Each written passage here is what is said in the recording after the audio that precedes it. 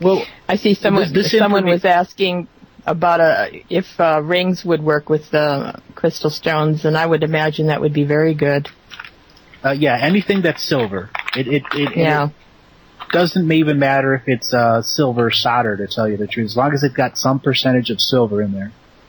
Yeah. I just refer to mercury dimes because they're easily getting. They're only $2, $1 in the coin store. You get the low-grade ones, they're under $1, and they're 99% silver. Yeah. That I can do. Mm-hmm. You see, all of these techniques the people of the past knew, and the people of the present don't know it because so much of our information has been taken under control and changed. The way we are educated, there's so many things that the indigenous tribes around the world innately know, but the people in the concrete jungle never exposed to. Mm-hmm.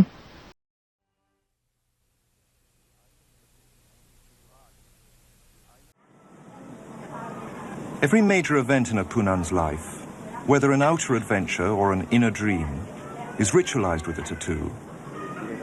This way he carries his entire life experience engraved on his body.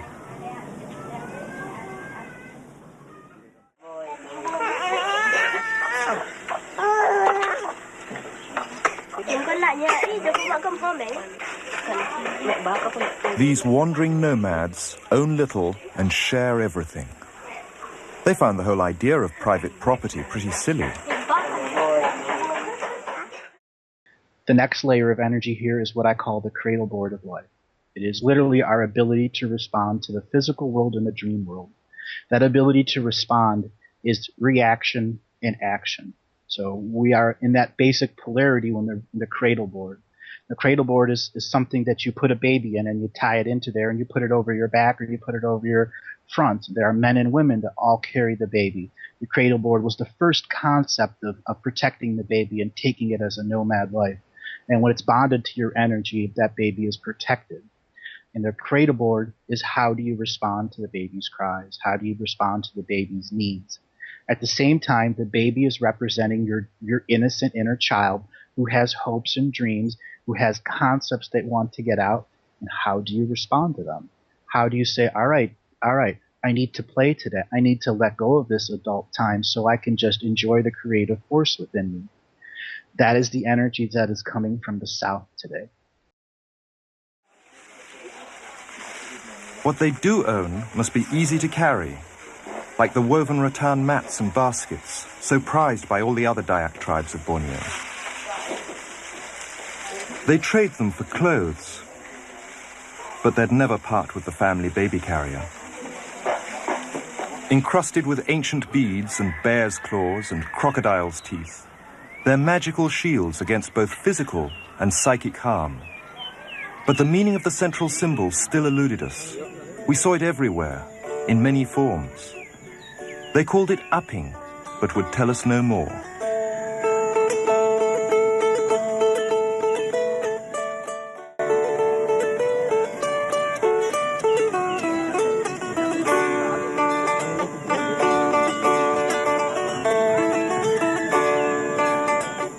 We had found a community of such strength and tenderness that it dawned on me that these were indeed a people who were still familiar with the mysteries which we'd been searching for through all our years in Indonesia. Like our porters before us, we wanted to celebrate the discovery.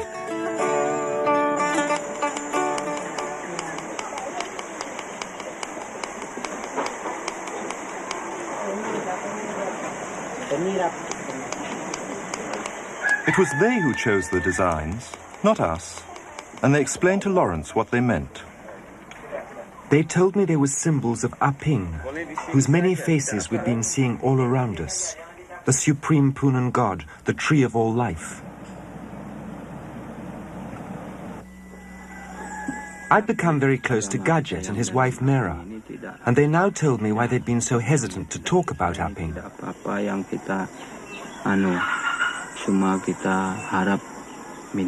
They'd recently been reached by missionary converts from a former headhunting tribe who had told them that Aping was an evil spirit.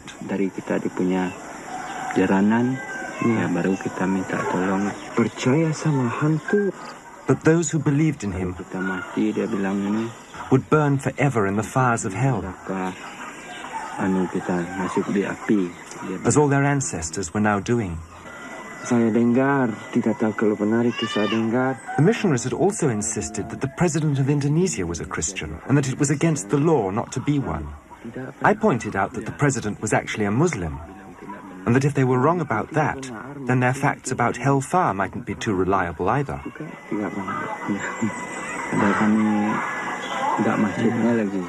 Anyway, they'd decided to stick with the old religion.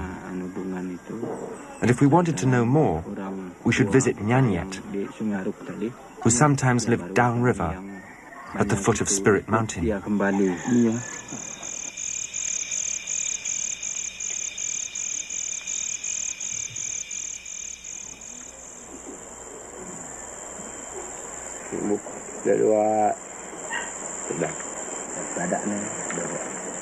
Nyanyet is possibly the last priest of the old religion.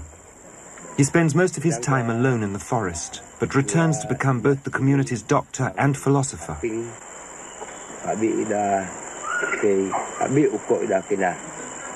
He knows all the medicinal plants of the forest, and he can direct a healing energy through his hands.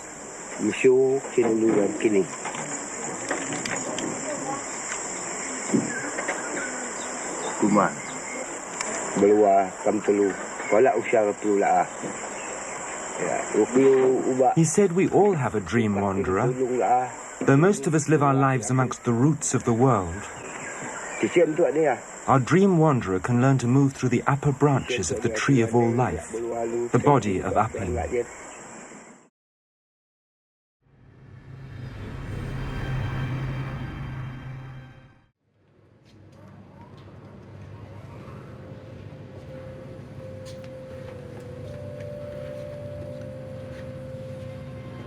I'm Catherine. I'm the keeper of this cell.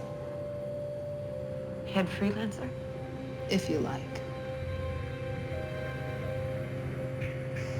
The dead man tells me I'm going to get some answers. Curtis is of the opinion I'm wasting my time with you. Try me.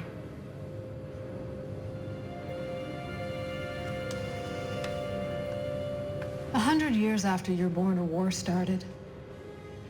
Will start.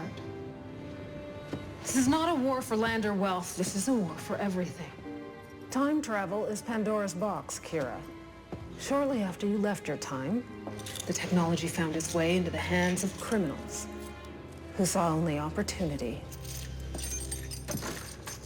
It's a popular strategy, going back in time for selfish reasons. Laws were passed and the technology was confiscated, but some damage had already been done. The only way to prevent these abuses was to put in place a safety net that was built around an idea. A common desire to protect history. We would react to these incursions and minimize their impact. One man made the sacrifice to journey back 1,000 years to establish an order, a temple of a sort. He built a following that would evolve over time, always ready to neutralize these threats from the future as they became apparent. Sounds like a cult. Myself, people you see here, we are simply guardians of history. We are just like you, trying to prevent injustice and criminal abuses. You're not from the future. No, and we encourage our members to avoid time travel, unless it has been approved for strategic purposes. You could have put an end to all of this at the execution. That would be suicide against my belief system. Yet you just mentioned sacrifice. The important part of all of this, the part that concerns you personally, Kira, destiny is not set. Time is not immutable. The continuum is like a tree. It can grow wild, or it can be cultivated. We are on the red side of the tree. When your young friend Alec used his time travel weapon, he created a whole new branch of the continuum, a new story. He no longer exists in this timeline. Do you know what that means? He'll never grow up to be the Alex Sadler of 2077. He will never create his empire. Your future It means in a roundabout way that we are all now fighting for the same thing, Kira. Continuity. For us, it means the tree will remain cultivated and healthy. For you, it means you can return to your family. But that might never happen now. By allowing Alec to travel back, we've all become complicit in a crime. And unfortunately, due to the nature of this crime, there's not much my people can do. But you, on the other hand,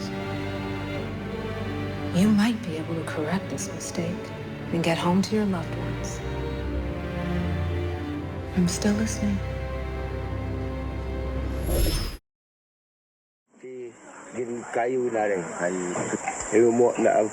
Sometimes, he said, the tree speaks through him. And tonight, if we wished, we could listen.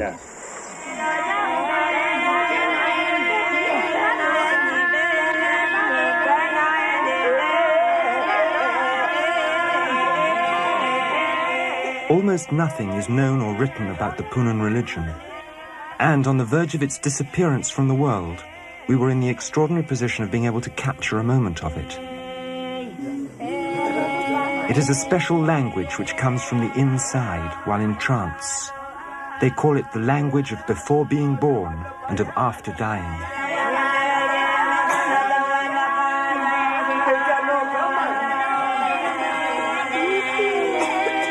There we were, stumbling over our cables, struggling with failing batteries, blinding them with our lights. And it was only afterwards that Nanyet told us the entire thing had been just for our benefit, to awaken our dream wanderers.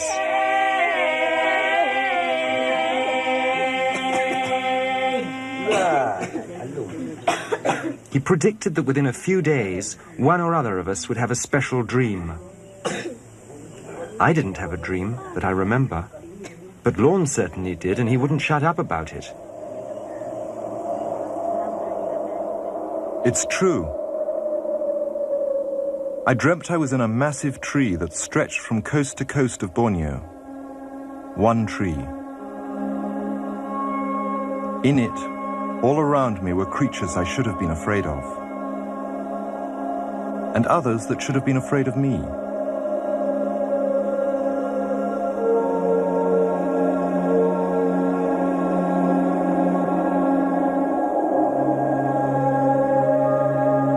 But I saw myself in each of them.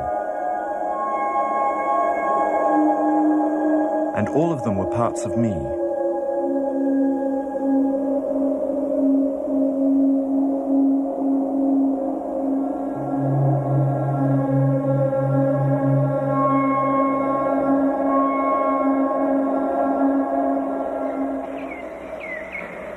For me, the whole thing had been a dream.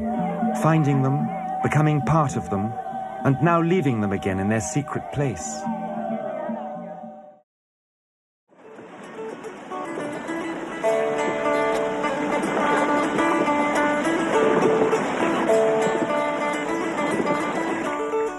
Nanyet had told us that from now on, wherever we might get to amongst the tribes of man, we bore the symbol of Aping as a reminder of the one tree.